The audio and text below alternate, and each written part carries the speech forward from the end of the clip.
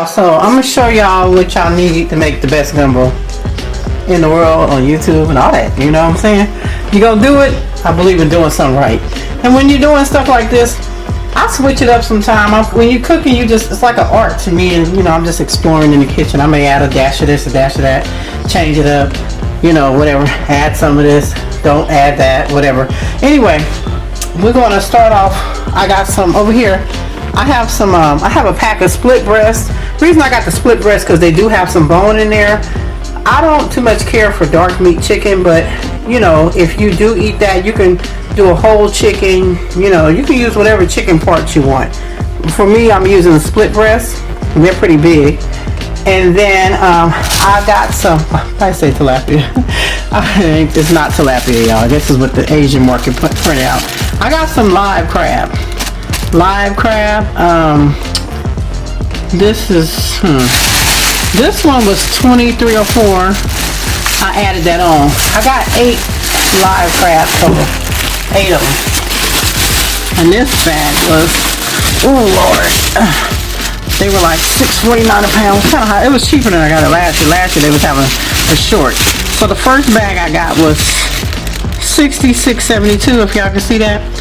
That's what, six crabs, and then I added 2 because I always get like 8 to 10 crabs. These are Dungeness crabs, by the way. I'll show you guys once I bust them open. These are Dungeness crab. I be seeing people doing them snow crabs. This is the crab I use for my gumbo. I mean, you can use whatever you want, but if you want it hidden like mine, you're gonna use Dungeness crab. This is 6 of them for $66.72, and then I added 2 more to make it a total of 8. And that was $23.04. I told you I got the split breast. I got shrimp. Of course, we're going to use more than this. These are 13, 15 count. The lower the number on the shrimp, the bigger the shrimp. I don't know if you guys can see how big these are. I got some other shrimp in there too. But of course, it's going to be more. This is only like 1.25 pounds, 20 ounce. Of course, I'm using way more shrimp than that. They're in the freezer ready to go. And some people, this is controversial. For me, I like okra in my gumbo. I'm using more than this too because I got to have okra. But I mean, that's optional. You don't have to add it. But if you want it to be really hitting like mine, I'm going to show you guys how I do my okra before I put it in there. I also have some dried shrimp. It's going to give it a lot of flavor. The hot links that I normally use in my choice of hot links, they don't make them anymore. I'm so mad, so I got more than this pack that I'm showing you. I'm not pulling everything out right now, just showing you the ingredients. Showboat brand, got these from Safeway. I got them hot. We like it hot around here. It's not my go-to brand, but I mean, I had to just do what I had to do. They're beef, hot beef smoked sausage. You can use whatever kind is your favorite. I'll show you guys the okra, the oil. That's gonna be for sauteing some stuff later. I got some bay leaves right here, and let me see. Well, I'll get to this stuff. I asked my daughter to grab me some minced clams. She said they didn't have any, so she got me some chopped clams. This is optional as well. You don't have to add this, but I do add this to mine sometime, depending if I got it and I can get a hold to it. And normally I do mince because I want them really small, you know what I'm saying? She claims she's going to mince them for me since she messed up. We'll see about that. And then if I need it, I'm going to be making my own broth or stock with that chicken. Now if I need some extra liquid, I can add some of this. This is the low sodium chicken broth. So as you guys can see, I got a few of those on deck just in case. And then I'm also going to be adding some stewed tomatoes. I probably need one. I couldn't find no real big cans, but I'm going to be adding about 4 cans of these possibly. We're going to see what it look like once I get cooking. You know, it's just like I cook by the way stuff look and the way it smells and tastes too, of course. And then I got some clam juice. This is optional too, but I normally usually do add this to my clam juice right here. I just get some bottles of clam juice. And then for seasoning, I have some gumbo filet. I know some people don't care for gumbo filet, but I do use it in my gumbo. I got another one on deck just in case. I got some chicken cubes just in case if I feel like I need to add a little more flavor. That may go in, it may not go in. I got some Old Bay seasoning. It was dirty. Well, it's been used, y'all. And then this one I think is onion and garlic powder. This is garlic powder, and I got some onion powder. I shop at the bulk section, you guys. I also have some Lari seasoning salt. some black pepper. I have some sea salt. And then I also have some parsley. And I never added this before, but I may just put some slap your mama. Just depending on how I feel. I'm going to taste it at the end and see if I decide I want to slap my mama. You know what I'm saying? You never know. Okay. I think that's it except for the aromatics, which let me show you guys that. I'm going to be cutting up. For gumbo, you have to have celery. And you have to cut them kind of big. So I got another pack besides this. So you got to have plenty of celery. My onion of choice is red onion. You can use a yellow onion if you like.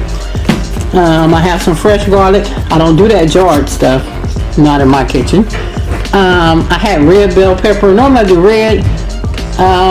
They only have one that looked good, so I grabbed the orange. But you can use red, yellow, orange, green, whatever your heart desires is fine. Now I just prefer red.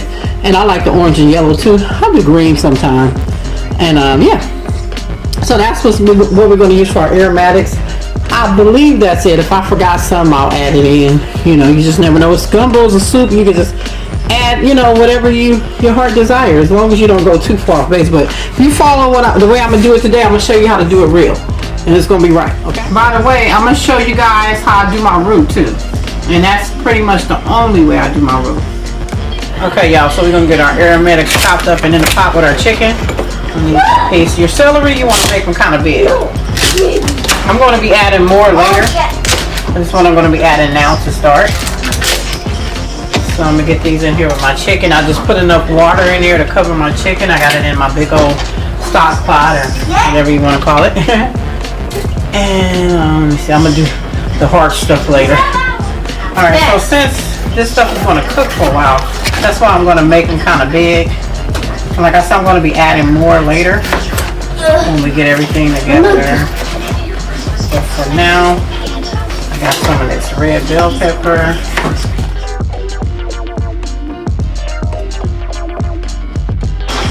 I like to use the colorful bell pepper, you know, like add some color to your dish. You hear the TV in the background. My son's watching Disney Channel and he's jumping on my couch using it as a trampoline. I'm trying to get him out of there, out of that stage.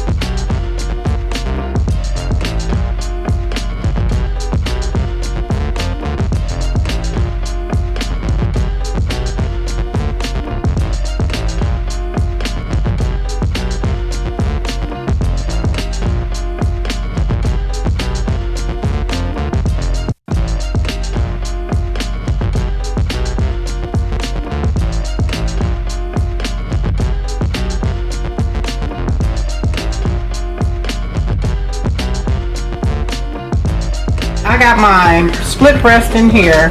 I cut up my red onion, red bell pepper. I had an orange pepper and some celery and garlic, fresh garlic, not the jarred stuff. Now I'm going to go in the pot, and I forgot an important seasoning I'm about to put in here. I'm just going to go in with my sea salt. And you just pretty much have to season the taste. You know, my taste and my family's taste may be different from yours, you know what I'm saying? So I'm going to try to do as best I can to put measurements down in the description box, but I mean, it depends on how much you're making is how much you're going to add. I got some Lawry's seasoning salt right here. I have some black pepper. When I make my gumbo, especially a lot of foods, but especially my gumbo, I just like to add layers of flavor. And then something I forgot to mention earlier when I showed the spices was my paprika. Seems like I have to put it in everything.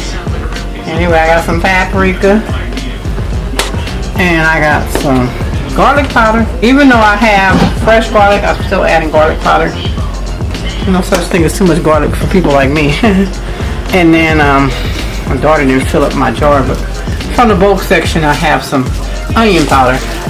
That's how you save money on your spices. Buy them in bulk. Onion powder in there.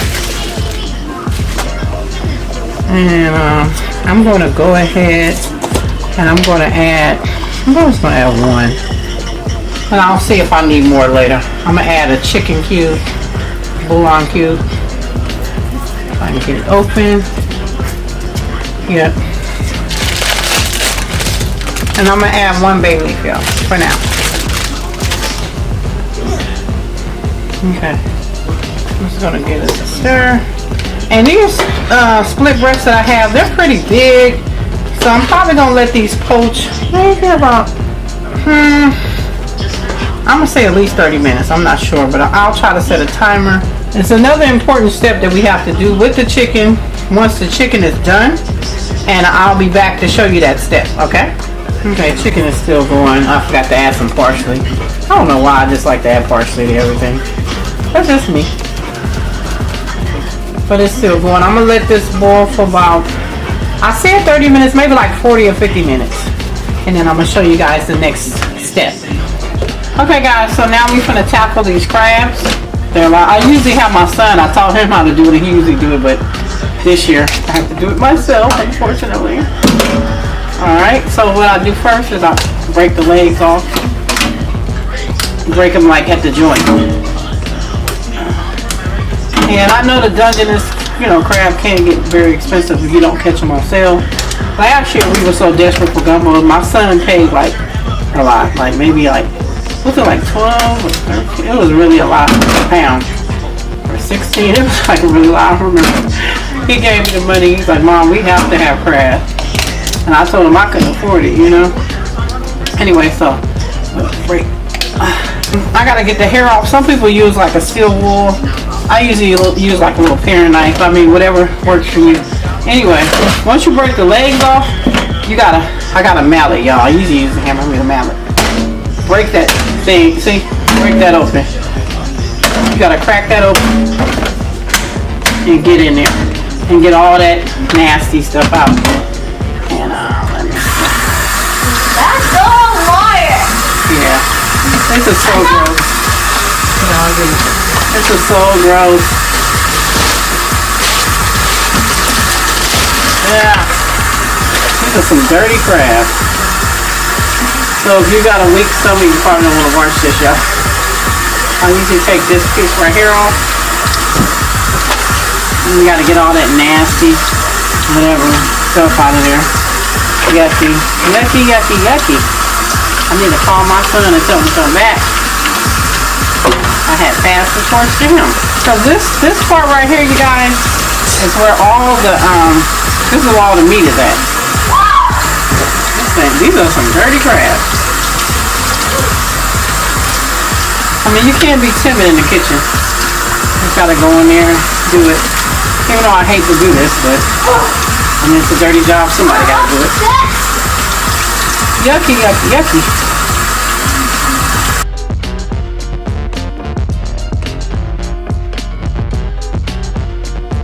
This part has like all the meat. So yeah. Gotta clean all this stuff off of here. So the leg, you want to remove any hair. I just take my paring knife and I'll scrape the hair off. That's what I do. And like I say, some people use this. You can use whatever works for you, but you do have to clean the hair off of them. Well, at least in my household you do. And then I also poke them, puncture them like that somewhat to make sure that everything gets in there. But anyway, so I just demonstrated with this one. I'll demonstrate with another one if you guys can see the hair on there. And I just pretty much take my paring knife and I scrape that off. Any hair, I try to get off as much as I can find on the leg. Like I say, for the hearts, I break these up. I break them in half, but usually you just have to clean up in there really good. With cold water is what I'm using. And yeah, I'm going to finish cleaning these and I'll be back. Another thing I wanted to mention, you know how gross the inside looks? If you buy yours from like a supermarket, like I know Safeway, they always tell you they'll clean your crab for them, clean your crab for you for free. But normally those crabs are already cooked. They're steamed. Normally when you buy them, unless you buy them live, they're steamed. And they'll clean them for you for free. Now, I don't know how clean they'll be, but they do clean them for you.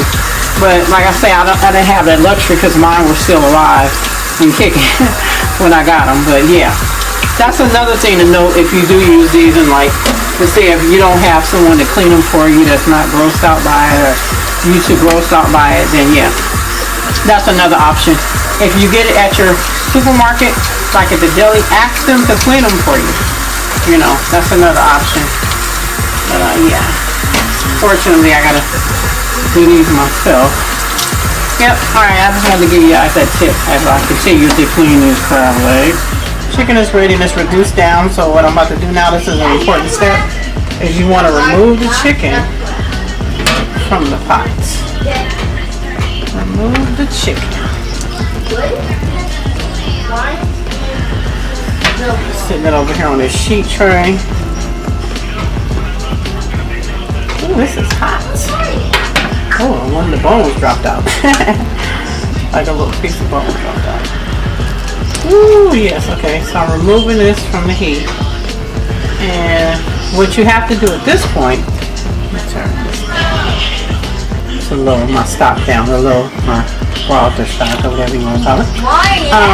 So now with the chicken over here, what you have to do now at this point, you have to let this chicken cool down completely.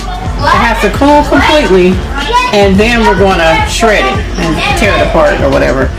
But the chicken has to cool completely or you lose the flavor of the chicken, and we don't want to do that. So when this chicken cools completely, I'm going to shred it up and I'll be back. I'm about to go finish cleaning these crabs, okay? Okay guys, so I'm back at the stove. I just turned my pot on. My chicken is done. My crabs are clean. Thing I'm about to be doing now while this is going is cleaning my shrimp. Put a little oil in here. Got this on, let that heat up some. This is a pretty big pot, so I'll have that much oil in there. Alright, this is hot. Okay y'all, so I let the oil get hot. It should be hot enough now to drop my onions in. I cut up some more onions, by the way.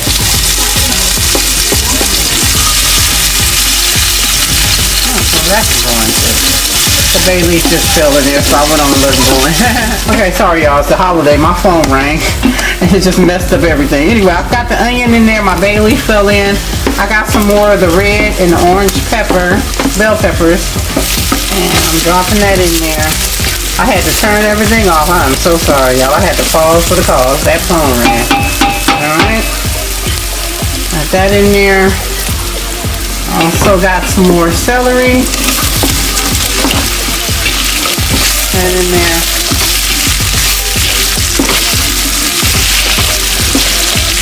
Okay y'all, phone rang again, I'm so sorry. I got onion in there, my red onion, bay leaf, red bell pepper, orange bell pepper, some more celery, and here goes some more fresh garlic, chopped up.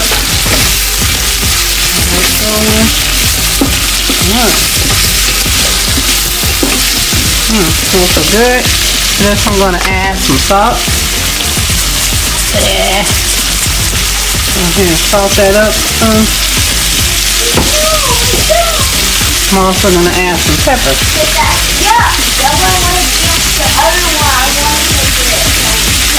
Okay. So now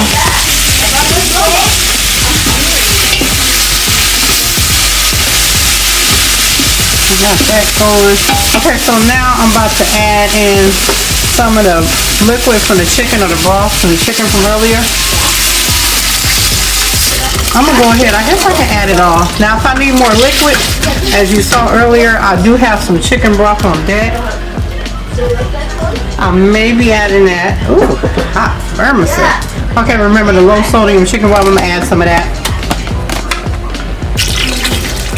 Maybe like half of this. I'll probably add more later if I need it. Just playing it by ear. We're just taking it one step at a time. Okay, I'm also about to add my stewed tomatoes at this point. I rinsed off the lids of the cans. By the way, I have 4 cans. This is what I'm adding today. It just depends on how I feel, y'all.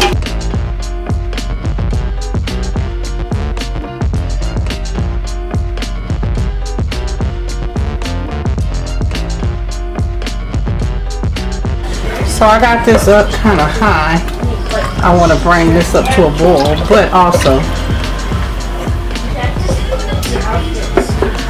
I want to, my chicken from earlier, it's actually cool completely. It's cold.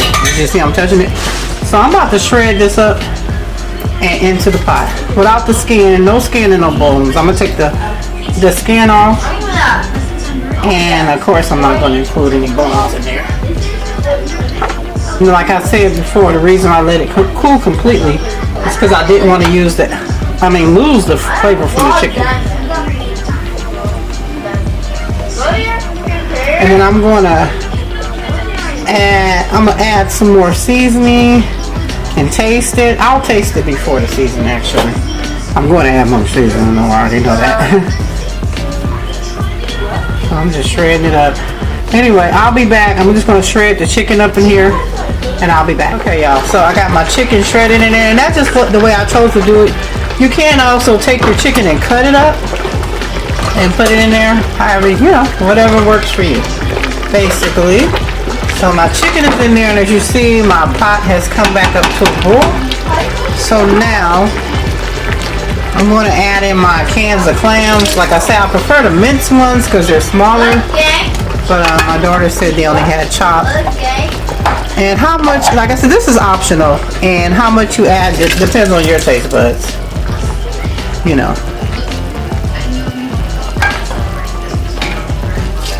And these are in the clam juice too. They're in clam juice, so I really probably gonna add too much clam juice, which that's optional too as well. I showed you guys earlier. Let me shake this up real quick. I have some clam juice. Add some of this. 2, 3. And it's just however much you want. You know, sometimes I add it, sometimes it just depends. Okay, so I'm gonna go back in with some more seasoning. Because I haven't seasoned it, except for, you know, the aromatics, I haven't seasoned it since I put this, put the chicken in and all that. Have a little bit of sea salt.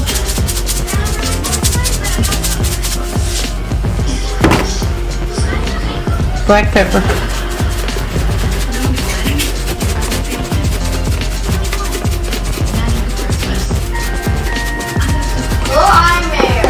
And sometimes when I saute my aromatics, I'll add a little bit of flour and salt, you know, mix it in with it, and then I'll go ahead and deglaze the pan with the broth and all that stuff. I didn't add it this time, but sometimes I do. Okay, I added the seasoned salt, pepper, all that. Okay, some paprika. I'm going with some paprika. And then I'm gonna come in with some garlic powder. And I'll say I'm pretty much, give me the onion powder. It's back there. I just pretty much eyeball everything. I could just tell. Onion powder. Use the kids in the background. Onion powder. I'm also going to add some Old Bay seasoning, you guys. Okay? And I haven't decided yet if I'm going to do that slap your mama yet. It just depends on how spicy it is once I add the hot leeks. But we do like it spicy around here. You can even add some cayenne pepper, you know, or Cajun seasoning. Which I think the slap your mama is the slap your mama is a Cajun seasoning. But I'll go ahead and add some actually. Give it here. I'm gonna add some of the slap your mama. Cause we do like it spicy around here. Okay. Now.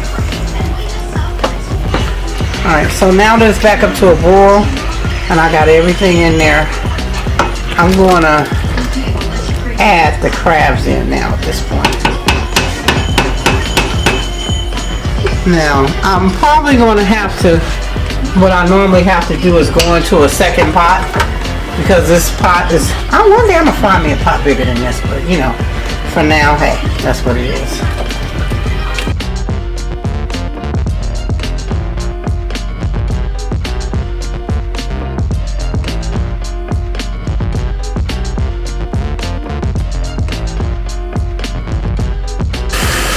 I have my crab in there. Try to get this pushed down for here somewhat. I'm gonna see if I need to add more liquid, which I do. I want them to be covered, so I'm gonna go on with the rest of that chicken broth from the carton that I opened earlier. But I don't want to put too much liquid because I'm adding more stuff. You know, the shrimp, the hot links, the okra and shit. Oh, give me my dry shrimp. I almost forgot those. Just give me one pack, one bag. I knew it. Something kept saying something missing. Open it for me, please. So I got the crabs in here.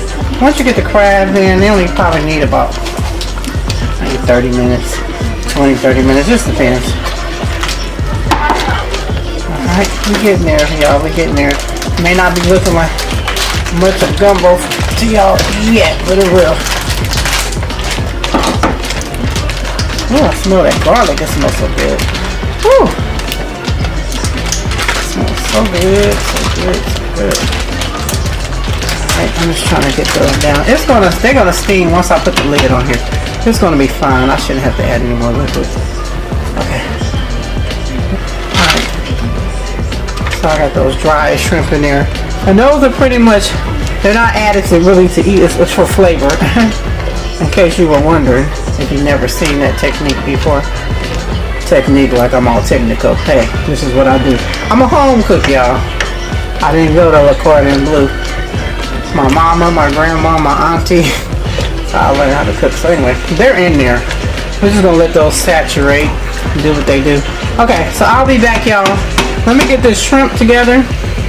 And by the time I'm done, finish cleaning the shrimp. Oh, I got another step before that. Okay, I'll be back with the next step, you guys. Next step, you guys, I put some oil in my skillet. And I just skimmed some oil off the top of this gumbo pot that probably came from the broth that I made. To get hot. Not off as much oil as I was able to, or fat or something that was lingering to the side of the pot. And now I'm just gonna saute my okra.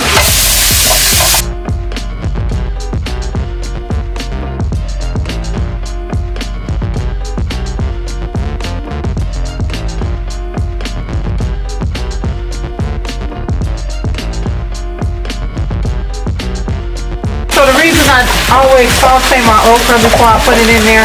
It seems like it cuts down on some of the sliminess, which doesn't bother me at all because I love okra. But you know, for someone that doesn't really care for okra or don't really like the sliminess, this is a good alternative. So I just always saute this before I put it into my gumbo.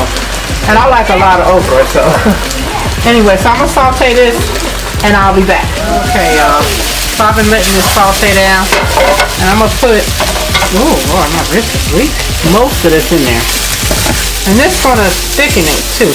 And another thing, once you put this in, you really got to check it and watch it for sticking. You know, because once the okra goes in, it can really stick. So you want to make sure that it doesn't stick, and that's gonna help thicken it too as well. Along with another step or two that we got coming up. Anyway, so I just added some of my okra, and it may cook down some. Sometimes it get lost inside the gumbo, and I like to see it sometimes. So I basically just decided to reserve some to add in later. Trying to get down to the bottom of this pot, y'all. It's difficult. This is really hard. Anyway, so that's the okra. And I'm about to get that out the skillet because I need that skillet for something else, and I'm going to show you guys what that is. Okay, yeah, I'm going to use that same skillet. I'm probably not going to add no oil because these hot links are probably going to make some oil themselves. I'm just using the same one I had the okra in. I always saute my links too before I put them in there. So I put it in the gumbo. I got another important tip to tell you after I get these ready. So I'm just going to let these brown some and you know, do its thing, and yeah, I'll be back. I think they're gonna make some oil. I may not have to add no oil, because usually I add oil and they make oil, and it's just too much oil. Even though I don't add it all, you know, in the pot, but some probably residual will get up in there, I'm sure. But yeah. Okay, y'all. So this is about as far as I'm gonna let these links go. I'm gonna go ahead and turn these off. It made a lot of oil, so I'm just trying not to get it all in this pot. And I'm gonna go ahead and put these in now. This is an important step that once you do add your links or sausages or whatever you're using, you only want to let your gumbo cook for about another 5 minutes. So that's how you know we're getting to the end, right? So anyway, let me try to get this in here without getting all this oil and stuff in there. You don't want to let the hot links cook too long inside your gumbo because it can kind of, mess up or mess with the flavor a little bit, the integrity of the flavor of your gumbo. I'll be seeing people making gumbo and they put their links in, they let it just be cooking down. I'll be like, go ahead then, alright then. Like talk about they making some chicken and sausage gumbo or even regular gumbo, I mean, and I know this is not cheap. I mean, I do this little splurge for the holidays usually. And, but you can make it your own or try to make it fit your budget. If it's good, you can tell everybody you learned it from me. If it's not, then hey, don't put me in it. I ain't got nothing to do with it. If you change the recipe up and you don't follow me all the way through, I don't know nothing. Alright, so I got these in here. Hot links. Let's see if I can try to get to the bottom of this pot. Anyway, I did turn this pot down some because hey, we're getting close to the end. Okay, so at this point, I'm about to go ahead and start adding, even though I probably need some of it. I'm gonna get it together. It's gonna come together. Some of my gumbo filet. I think I seen somebody was saying they didn't like gumbo filet and they gumbo and people want gumbo filet, they gotta add it to their bowl or something. But this helps thicken it too. So I'm gonna get this mixed in best I can. That's what my aunt was telling me today. I said, remember we made that gumbo at my other aunt's house last year? And she said, oh yeah. She said, yeah, I like how you make your gumbo. You make it so meaty. I mean, yeah, we don't want no struggle gumbo. We don't do that. We're gonna make it real. We're gonna make it right. Yep. I just see one of my bay leaves. I can take that out. If I run into the other one, I'll take it out too. I'm gonna burn my finger. Alright, I'm a soldier. I got it. Savage over here, y'all. I got that bay leaf off. Maybe I'll run into the other one and get that one out too. Alright, we'll be back for the next step. Okay, y'all. This is how we know we're getting down to the wire. We about to do a roux. And for me, I go with a dry roux. So for the dry roux, I have my black iron skillet, cast iron skillet. Everybody in their mama pretty much know what that is. I'm going with some flour. How much? Depends on how big your gumbo is,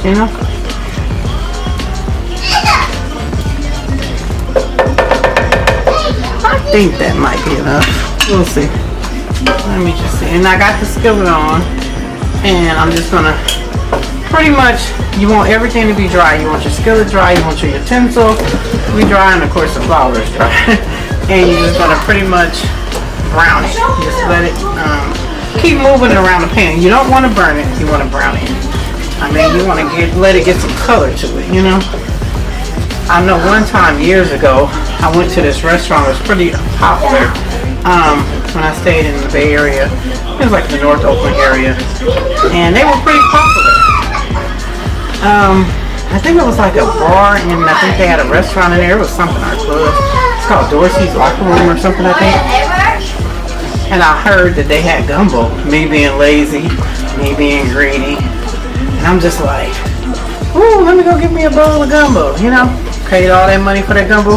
Boy, the gumbo tastes burnt. So when they tell you, like, whether you're making the other roux, the liquid roux with the flour and the oil or butter or whatever, or the dry one, just be careful not to burn it. So. And I assume that whatever they did to that batch, they burnt it. I never went back there for no more gumbo, I'll tell you that much. I was already making my own. You just be so lazy and, you just like, you hear gumbo and you're like, oh yeah. I learned a long time ago, you can't eat everybody gumbo. One time I went to someone's house. I was a little kid then. I was young. When I had the experience at the Dorsey's Locker Room, whatever that place is called, I was an adult, but this time I was a kid. So I heard gumbo. I'm like, gumbo. My mom, some friends of the family said they were going to their family house.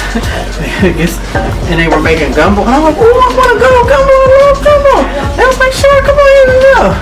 Got there, you know, the kid, you're impatient. I kept waiting, like, when the gumbo gonna be ready? Like, what's up with the gumbo? We waited and waited. I was like, damn, I was so impatient. Like, come on, gumbo, I'm ready. And then finally, they sat the kids down at the table and brought us our gumbo. Lord have mercy. When I tell you it was a plain bowl of rice, yes, a plain bowl of rice, and it had one hot link and one shrimp, and that's what they call gumbo. I was like, never again. Never again. I was like, So I started learning. Like, you can't eat everybody gumbo. One time I did an exchange with somebody on gumbo. Out here, once I lived out here, they said they was making gumbo. And I already knew I wasn't really eating it. I do that. I don't really eat other people cooking. So I'll just be like, thanks. And then I'll just like give it away or throw it away. And so they gave me their version of their gumbo. And I gave them my version of mine. And we were all looking at it like, heck no. I don't know. It had some weird color. It had a big old drumstick in there. Y'all know I don't eat dark meat, right? So I'm like, It was weak looking. It was, I don't know. I think they had put like some curry or something. I don't know what they did. I was like, no thank you. I'm cool. They were like Fijian or Fiji, or they from Fiji or something. So let me turn this down some. It's really, see, now it's starting to brown. So anyway, you just keep moving this around the pan. I'm gonna have to turn on my fan in a minute. My smoke detector might start going off in a minute. Anyway, you just want to keep this moving around your pan until it gets brown, like the color of my skin, something like that. You know? Yeah, so this is the only way I've ever made my gumbo. This is the only way I ever made it was with the dry roux. This is how I was taught, so I'm making it with the dry roux. That's what it is.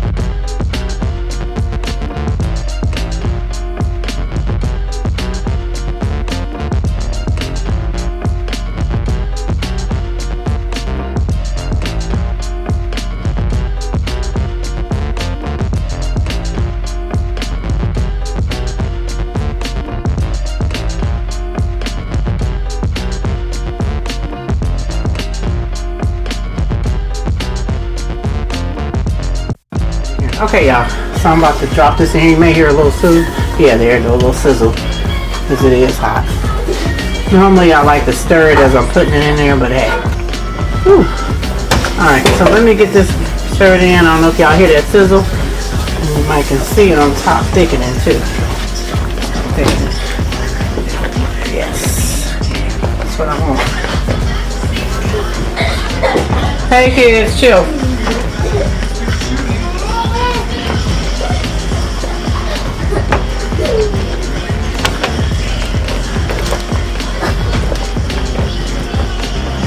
Thickening, y'all see how that turned? From the bottom on up here. See that, y'all? Brought that thickness in. And I'm gonna add a little more gumbo filet, which also thickens it as well.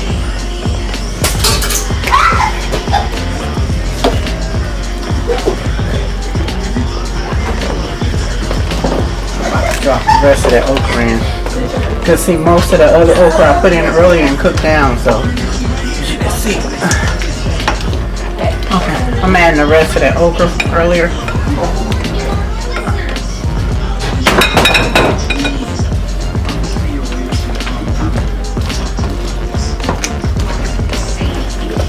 And then okay, y'all, I'm about to be back with the final step.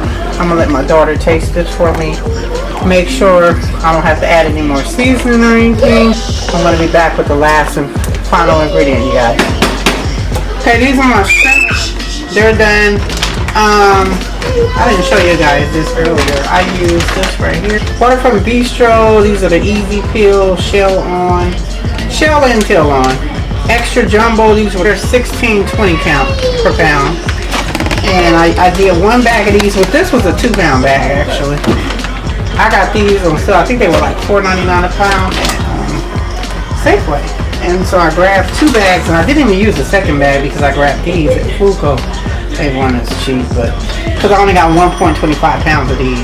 Well, that's how much comes in each bag, and these are easy peel colossal shrimp, $13.15 per pound. I think I need a little more liquid. I'm back at the stove, so I'm adding some more broth just to make sure I got enough liquid. Now, if it takes away from some of my thickness too much, I will make some more roux. Push come to shove. I'll do what I have to do, but it looks like it's going to be fine. Alright, so we're pretty much done except for this last step. At this point, when you add the shrimp, you're done, and you don't want the shrimp to cook very long. I'm about to drop everything, huh? I'm doing too much. Okay, so basically we just turn the pot off. That's what I did. You don't want your shrimp to cook more than what they're going to cook. The heat is going to cook the shrimp, basically. The heat from this pot. So, like I said, it's about 4.5 pounds of shrimp. And they're big, so pretty big. We got 2 different size shrimps, actually. I think this should be enough for this pot.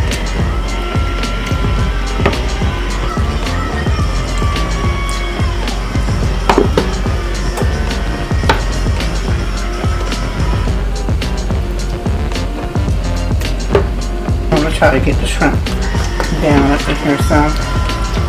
What? And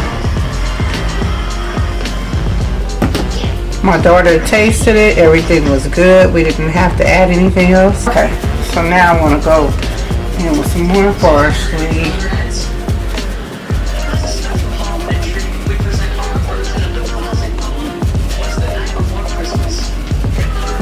And pretty much this gumbo is done. I can pretty much cover this. Alright, again, the heat from the pot is going to cook the shrimp. You're already starting to turn. Already started turning. So, I'm going to shut the pot off and put a lid on it. I'll be back in a few minutes. Okay, y'all, we back. Check on our gumbo, and as you can see, it's done. You know what? I forgot a real important thing to do. I was so busy. I'm doing so much in the kitchen today. I forgot to make my rice. Normally, I'll put a big make a big batch of rice in my rice cooker, and then once that cools some, I'll put it in a big old storage bag, and then make another big batch. So we have 2 big batches on deck. Man, I'm about to pull out my rice cooker now, and yeah, make a batch. But anyway, this is my gumbo, as y'all can see. Y'all see the shrimp, and that's why I say you don't want, once you put the shrimp in, you want to turn the heat off, because the heat from the soup is going to cook it. And once you spend all that money on shrimp, you know it's not cheap. You don't want them to be all tough and rubbery and stuff. I found mine on sale.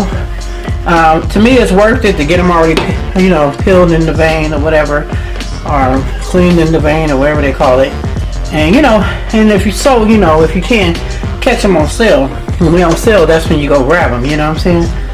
And yeah, you see how big? I don't know if y'all can see that on camera, but anyway, I got the hot links in, the chicken, the okra, everything is in there. And I'm gonna plate this up, or bowl it up, should I say? I'm gonna serve this up. Let's say that, and then I'll be back to show you guys. Well, look here, y'all. I'm finally about to make my bowl. I had to make some extra rice. I gotta get in there, y'all. Somehow, some way, somewhere, I gotta get in this pot.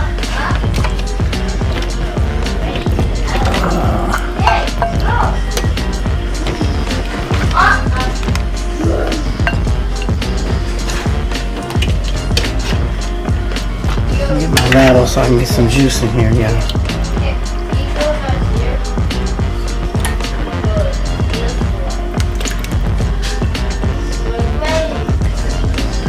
I can see that or not. Can you see this? Yep. Okay, y'all. I'm about to enjoy this gumbo. And yeah.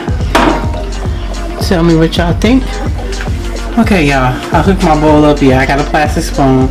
It's late. I'm tired. I've been in the kitchen all day doing everything. So leave me a comment. Tell me what you think. Give this video a thumbs up.